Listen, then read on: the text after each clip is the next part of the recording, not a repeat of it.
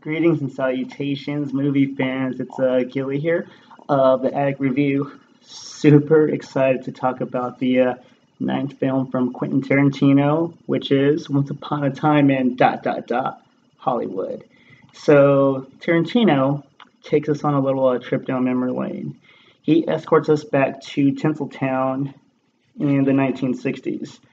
More specifically, February 1969 to pinpoint accuracy August 9th, 1969, and that's a very important date. If you don't know about that, shame on you. Go to the library. So, in Hollywood, we have the change in landscape of how movies are made, and everyone embracing the free love, hippie movement of that era. So, while all that's going down, we follow two characters. We've got Rick Dalton, played by Leo DiCaprio, and Cliff Booth, played by Brad Pitt. So Rick Dalton is an aging TV star trying to stay relevant in Hollywood.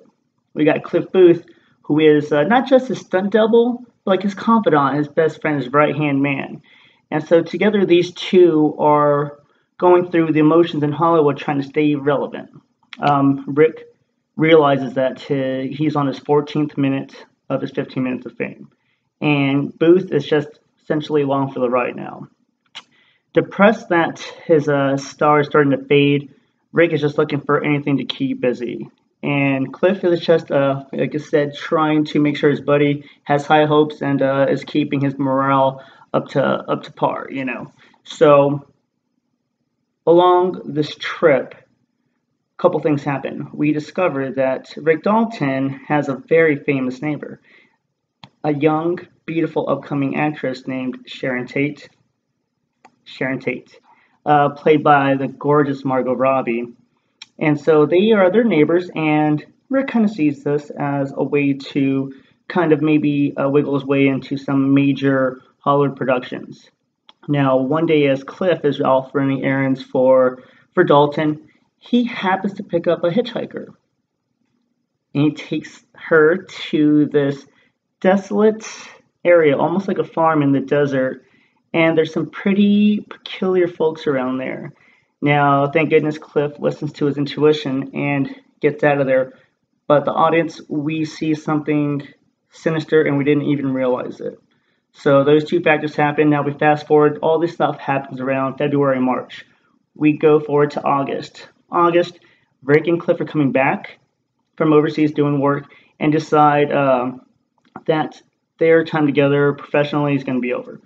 So, what better to do as good friends? Go out, drink all your brain cells away, do some drugs, and have a great night, and that's it.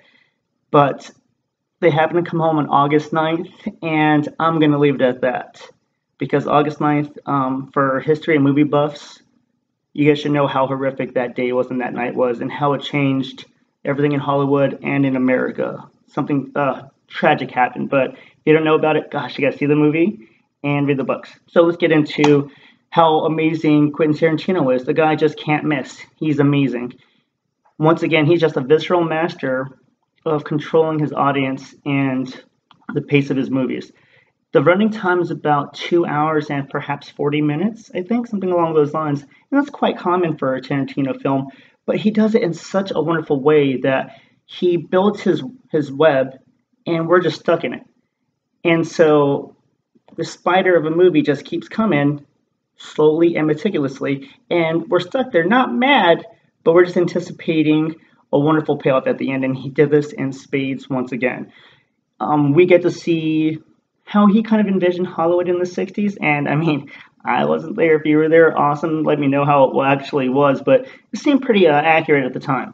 You see like all the machismo stuff, all the fun they're having at the Playboy Mansion, all the run-ins with other actors.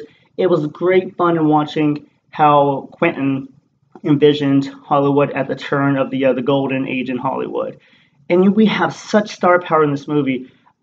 I think we've all been waiting to see Leo and Pitt together in a movie for a long time, and thank goodness Quentin brought those two together. They were amazing. And then we also had Al Pacino in a supporting role, Margot Robbie. Love her. She was great, but it's just sad knowing that she's playing Sharon Tate. And again, one of my biggest quips with this was not with the movie, but with the viewers. I talked to several friends who saw the movie and like, oh man, it was great. And I was like, oh cool. So hey, what'd you think about Manson and everything else like that? What did you think about the farm that night? Who's Sharon Tate? Who's Charles Manson? And I was completely dumbfounded. And that just speaks volumes about how great this movie is and how Tarantino did magic, because these people are watching his film, but they miss the whole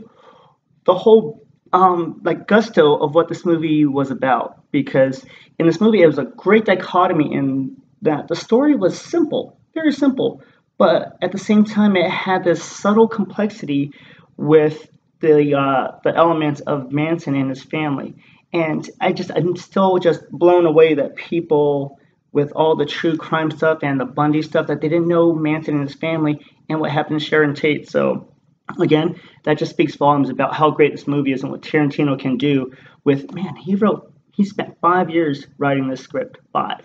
He was going to turn it into a novel, but decided to be better on the big screen. And I'm glad he did. I highly enjoyed this movie. I mean, I can't really think of any films that I haven't enjoyed from Quentin. And once again, I'm not going to say, hey, man, this is a masterpiece, his best work, because it's just too hard to dive into that. But this is another solid film. Scale of 1 to 10, I'm going to give it an 8. I've got to give it an 8. Great pace, great stories, great chuckles as usual, amazing dialogue. And that third act, if you don't know about the Sharon Tate tragedy, please read up on it. And if you haven't seen the movie, read up on it, then watch it. If you've seen the movie already, read about what happened, go see it again. So Once Upon a Time in Hollywood, Tarantino, thank you again for a great movie. Loved it, dude. So that's it for me right now. Do me a favor, click like and subscribe. Leave some comments about the movie, and I'll check back with you guys sometime next week with probably Hobbs and Shaw, or I don't know what else. But thanks for tuning in, guys. I'll talk to you later. Bye.